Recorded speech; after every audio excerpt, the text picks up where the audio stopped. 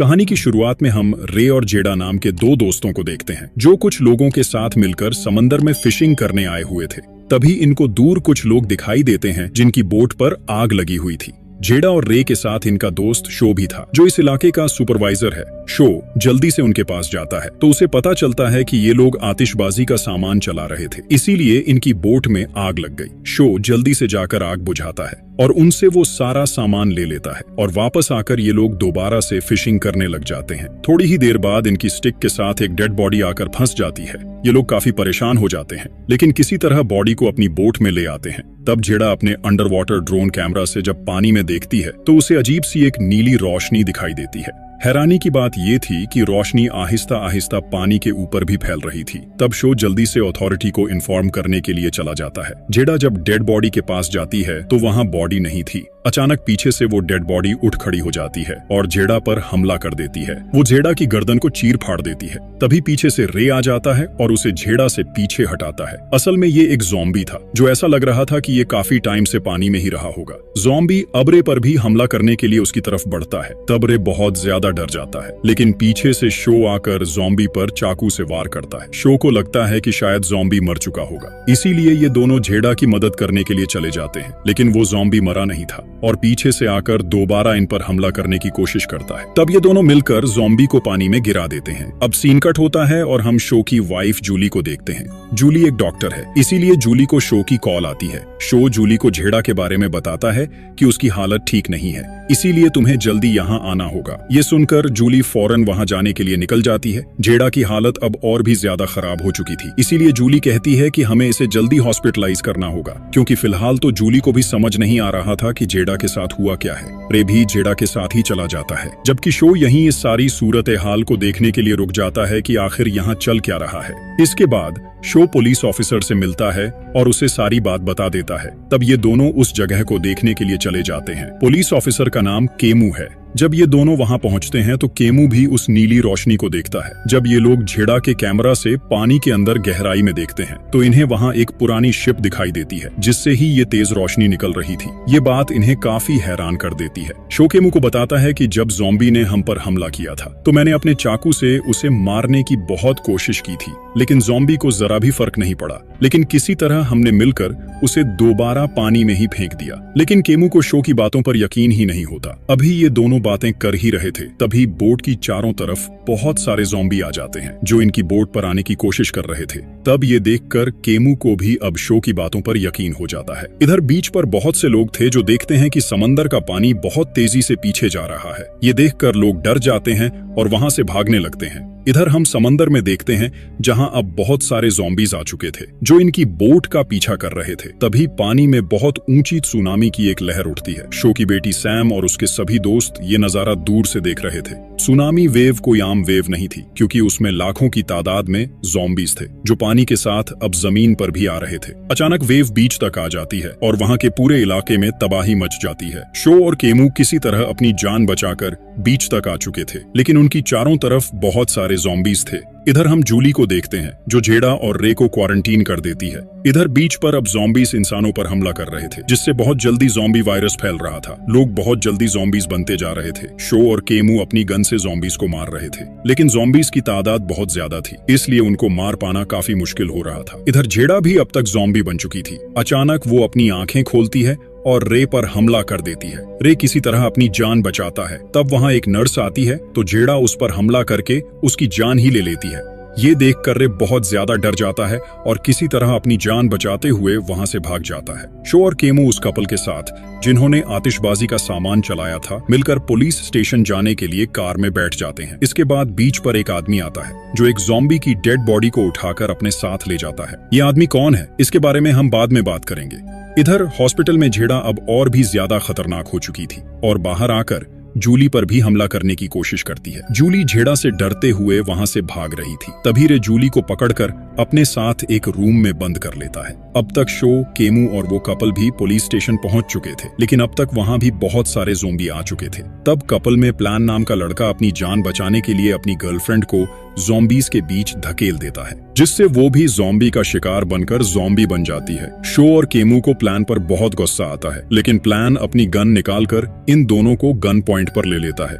तब एक दूसरा ऑफिसर प्लान को रोकने की कोशिश करता है, लेकिन प्लान बिना कुछ सोचे समझे उसे भी शूट कर देता है, लेकिन किसी तरह शो प्लान पर हमला करके उसे बेहोश कर देता है। इसके बाद ये दोनों पानी में डूबी हुई उस शिप के बारे में इंफॉर्मेशन ढूंढने लगते हैं, क्योंकि हो ना हो ये वायरस उसी शिप से ही फैला है। यहाँ हम केमू को देखते हैं। ऐसा लगता है कि केमू इस बारे में कुछ जानता है, लेकिन वो शो को इस बारे में नहीं बताता। इतने में एक ज़ॉम्बी वहाँ की विंडो तोड़कर अंदर आने की कोशिश करता है, तो ये दोनों जल्दी से स्टेशन से कुछ हथियार उठा लेते हैं और बाहर आने की कोशिश करते हैं। ये लोग प्लान को वहीं बंधा हुआ छोड़कर बाहर आ जाते हैं। बाहर आकर इनको पता चलता है कि बाहर तो बहुत सारे ज़ॉम्बीज हैं जिनसे निकल पाना नामुमकिन है। तब शो रास्ता बनाने के लिए एक मिसाइल फायर करता है, जिससे वहाँ काफी बड़ा ब्लास्ट होता है। बहुत सारे ज़ॉम्बीज मारे जाते हैं, लेकिन अभी भी ज़ॉम्बीज कम नहीं हुए थे। एक और मुश्किल वाली बात ये थी कि समंदर से एक और बहुत भारी लहर अब जमीन की तरफ आ रही थी, जिसमें अब और भी बहुत सारे ज़ॉम्बीज जमीन पर आ जाएंगे। तब शो के मुंह से कहता है कि मुझे अपनी बेटी सैम को भी बचाना है। इधर हम सैम को देखते हैं जो अपने बॉयफ्रेंड के साथ एक मॉल में आ चुकी थी, लेकिन इनकी तरफ भी बहुत सारे ज़ॉम्बीज थे, इसलिए ये दोनों एक कार में जाकर छुप जाते हैं। लेकिन जिसकी ये कार थी, ज़ॉम्बीज उसे पकड़कर मार देते हैं। अब ज़ॉम्बीज ने इनको घेर लिया था, लेकिन इनकी कार भी स्टार्ट नहीं हो रही थी। तब सैम का बॉयफ्रेंड ज़ॉम्बीज का ध्यान अपनी तरफ करने के लिए कार की छत पर जाकर गिटार बजाने लगता है। इतने में शो और केमू भी वहां आ जाते हैं। तब केमू इनकी कार के पास वाले ज़ॉम्बीज को मारता है और किसी तरह बाकी ज़ॉम्बीज से बचते हुए सैम अपने डैड शो के पास आ जाती है, लेकिन सैम के बॉयफ्रेंड को ज़ॉम्बीज पकड़ लेते हैं और उसे चीर फाड़ देते हैं। सैम ये देखकर अंदर से टूट जाती है, लेकिन ये लोग कुछ कर भी नहीं सकते थे। खैर, इसके बाद ये लोग जूली को बचाने के लिए हॉस्पिटल जाने लगते हैं, लेकिन हॉस्पिटल तो ज़ॉम्बीज से भरा पड़ा था। किसी तरह ये लोग हॉस्पिटल के अंदर जाकर जल्दी से मेन डोर को बंद कर देते हैं। अंदर जाकर ये जूली को कॉल करते हैं ये जानने के लिए कि वो कहाँ है, लेकिन इनकी आवाज सुनकर ज़ॉम्बीज इनकी तरफ अट्रैक्ट हो जाते हैं और इन पर हमला करने के लिए आने लगते हैं। इनकी गन में अब गोलियां भी खत्म हो चुकी थीं। हॉस्पिटल में बहुत तबाही हुई थी, इसीलिए वहां इलेक्ट्रिसिटी की एक खुली वायर पड़ी हुई थी। तब शो वायर उठाकर ज़ॉम्बीज को करंट लगा देता है, जिससे ज़ॉम्बीज मरकर नीचे गिरने लगते हैं। तब शो समझ जाता है कि ज़ॉम्बीज को करंट लगाकर मारा जा सकता है, क्योंकि वैसे तो ज़ॉम्बीज किसी सूरत नहीं मर रहे थे। अब इनकी आवाज सुनकर जूली और रे भी रूम से बाहर आ जाते हैं और अब फाइनली शो को उसकी पूरी फैमिली मिल चुकी थी। इसके बाद ये लोग केमू की बेटी तानी को ढूंढने के लिए वहां से चल जाते हैं। इधर हम तानी को देखते हैं, जिसके पीछे भी ज़ॉम्बीज लगे हुए थे। तानी भागती हुई एक बड़े से घर तक पहुंचती है, जहां का ओनर चेक करने के बाद तानी को अंदर आने की परमिशन दे देता है। इस घर का ओनर वही आदमी था जिसने मूवी की शुरुआत में ज़ॉम्बी को उठाकर घर लाया था। इस आदमी का नाम मार्टी है, जिसने उस ज़ॉम्बी को अभी तक बांधा हुआ था। तानी मार्टी से वॉकी टॉकी लेकर अपने डैड से कांटेक्ट करती है, जो कि शो और उसकी फैमिली के साथ मिलकर उसी को ढूंढ रहे थे। इसके बाद ये लोग भी वहीं आ जाते हैं। तब केमू को भी उसकी बेटी मिल जाती है, जिससे मिलकर वो बहुत खुश था। इसके बाद ये लोग अंदर चले जाते हैं। अंदर जाकर केमू को उस ज़ॉम्बी की गुर्राने की आवाज सुनाई देती है। जब वो देखने के लिए जाता है तो ज़ॉम्बी अचानक से केमू के हाथ पर हमला कर देता है। केमू की आवाज सुनकर बाकी सभी भी वहां आ जाते हैं। ज़ॉम्बी उन पर भी हमला करने की कोशिश करता है, लेकिन मार्टी खुद ही उसे करंट लगाकर बेहोश कर देता है। मार्टी भी एक डॉक्टर है और वो इन ज़ॉम्बीज की कमजोरी ढूंढने के लिए इन पर एक्सपेरिमेंट कर रहा था। मार्टी बताता है कि ज़ॉम्बी को करंट लगाकर बेहोश भी किया जा सकता है और मारा भी जा सकता है। ये सभी लोग मिलकर एक प्लान बनाते हैं, जहां ये लोग ज़ॉम्बीज को पानी में लाकर हाई वोल्टेज करंट देकर मारने वाले थे। साथ ही ये लोग उस शिप को भी ब्लास्ट करने वाले थे, जो इन ज़ॉम्बीज का मेन सोर्स है। इसीलिए ये लोग मिलकर अब वहां जाने लगते हैं, लेकिन केमू कहता है कि मैं अब ज्यादा आगे नहीं जा सकता, क्योंकि अब कुछ ही टाइम में वो भी एक ज़ॉम्बी बन जाएगा। ज़ॉम्बी बनने से पहले केमू सभी को एक सीक्रेट बताता है कि एक मल्टीनेशनल कंपनी एक एंटी सीरम बना रही थी। इसी एक्सपेरिमेंट को चेक करने के लिए उन्होंने उस शिप पर बहुत सारे लोगों पर एक्सपेरिमेंट्स किए। सीरम सही तरह से तैयार ना होने की वजह से ये सीरम एक इन्फेक्शन बन गया, जिससे इन्फेक्ट होकर अब लोग ज़ॉम्बीज बनते जा रहे हैं। अभी ये लोग बातें कर ही रहे थे, तभी वहां पर भी बहुत सारे ज़ॉम्बीज आने लगते हैं। तब केमू इन सभी को वहां से भेजकर खुद को एक बॉम्ब से ब्लास्ट कर लेता है, जिसमें बहुत सारे ज़ॉम्बीज मारे जाते हैं। इसके बाद ये लोग शिप में आते हैं और 2 टीम्स में बंट जाते हैं, जिसमें मार्टी और तानी को मिलकर उस शिप को ब्लास्ट करना था, जबकि शो, जूली और सैम के साथ मिलकर ज़ॉम्बीज को मारने में लग जाते हैं। ये लोग बीच के पास वाले ग्रेड स्टेशन में जाते हैं, जहां से हाई वोल्टेज की वायर्स के साथ ये लोग बीच के पास वाले एक पूल में करंट छोड़ देते हैं। इनका सिस्टम ठीक से काम भी कर रहा था, लेकिन अब इन्हें ज़ॉम्बीज को पूल तक लाना था। शो तेज म्यूजिक से ज़ॉम्बीज को अपनी तरफ अट्रैक्ट करके अब पूल तक लाने लगता है। इधर हम मार्टी और तानी को देखते हैं। जब ये दोनों शिप में बॉम्ब लगाने जाते हैं तो एक ज़ॉम्बी मार्टी को पकड़ लेता है और उसे मार देता है। इधर शो की गाड़ी का टायर मिट्टी में फंस जाता है और इतने में ही एक ज़ॉम्बी उसके सामने आ जाता है। शो उससे फाइट करने लगता है, जबकि जूली वहां आकर गाड़ी को मिट्टी से बाहर निकालकर पूल की तरफ ले जाने लगती है।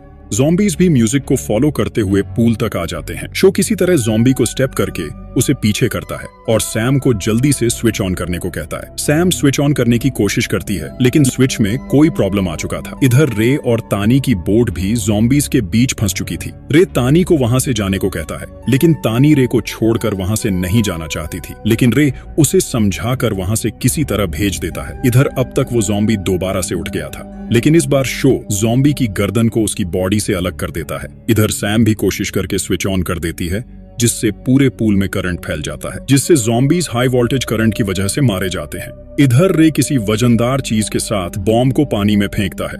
बॉम्ब नीचे जाता है और शिप के साथ साथ रे भी ब्लास्ट में आकर मारा जाता है। सभी ज़ॉम्बीज अब मारे जा चुके थे और हर तरफ शांति हो चुकी थी। तानी भी स्विम करती हुई बाहर आ जाती है, जिसे जूली और सैम बाहर निकाल लेते हैं और इसी के साथ मूवी यहीं खत्म हो जाती है। आपको मूवी कैसी लगी कमेंट्स में जरूर बताना। अगर आप लोग और भी ज़ॉम्बी मूवीज देखना चाहते हो तो काइंडली हमारे चैनल को सब्सक्राइब करना मत भूलना। हमें आपके सपोर्ट की बहुत ज्यादा जरूरत है। Thanks for watching.